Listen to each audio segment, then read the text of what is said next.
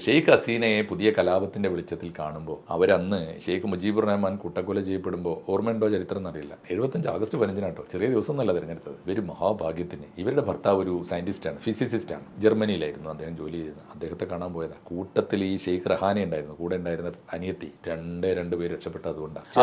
ചെറിയ കുട്ടികളെ പോലും കുന്നളഞ്ഞു, എല്ലാവരെയും കുന്നളഞ്ഞില്ലേ, മുഴുവൻ പേരെയും കുന്നളഞ്ഞില്ലേ. ഇതാണ് അത്ര തീവ്രമാണ്. ഇപ്പൊ ഒന്ന് ആലോചിച്ചു, ഇന്നലെ ഞാൻ കണ്ട ചിത്രങ്ങളൊക്കെ ഞെട്ടിക്കുന്ന കാര്യമാണ്. അവിടെ ഒരു ഷെയ്ഖ് മുജീബുർ റഹ്മാന്റെ ജീവിതത്തെക്കുറിച്ച് ഒരു സിനിമ, അവിടെ ഗാന്ധി സിനിമയിലെ ആന്റണി ബെൻ കിങ്സ്ലി പോലെ, നമ്മളെ അംബേദ്കർ സിനിമയിലെ മമ്മൂട്ടി പോലെ ഒരു മുസ്ലിം നടൻ ഷെയ്ഖ് മുജീബുർ റഹ്മാന്റെ വേഷത്തിൽ അഭിനയിച്ചു. അയാളെ കൊന്നുകളഞ്ഞു. എന്താ അതിന്റെ അർത്ഥം? കലാകാരന്മാരോടുള്ള ഇവരുടെ സമീപനം എന്താണ്? സംഗീതത്തോടുള്ള സമീപനം എന്താണ്? അതല്ലേ പ്രധാനപ്പെട്ട കാര്യം. അതുകൊണ്ട് ഇവരുടെ സമീപനം ഇതൊക്കെ നല്ലതാണ്. ഞാൻ പറയുന്നത് ഇതൊക്കെ ഇവരാരാണ്? ഈ മുഖം മൂടിയിട്ടിട്ട് മനുഷ്യന്റെ മുമ്പിൽ പറഞ്ഞു നടക്കുന്നുണ്ടല്ലോ, ഞങ്ങൾ വലിയ ധാർമ്മികവാദികളാണ്, ഞങ്ങൾ പരിസ്ഥിതിവാദികളാണ്, ഞങ്ങൾ ദളിത് മൗലികവാദികളാണ് എന്നൊക്കെ പറയുന്നുണ്ടല്ലോ. ഇവരുടെയൊക്കെ യഥാർത്ഥ നിറം മനസ്സിലാവാൻ നല്ലതാണ്.